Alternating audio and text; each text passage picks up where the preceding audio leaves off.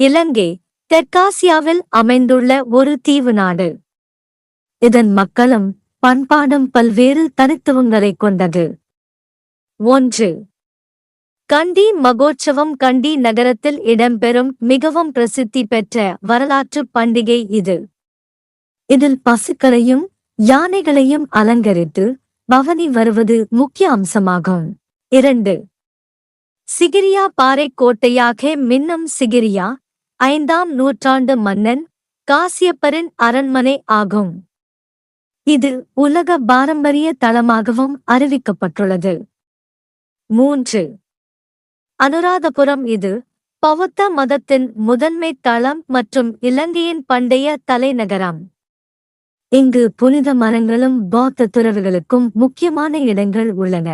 4. நுவரெலியா. இது ஒரு மலைப்பகுதி நகரமாக உள்ளது.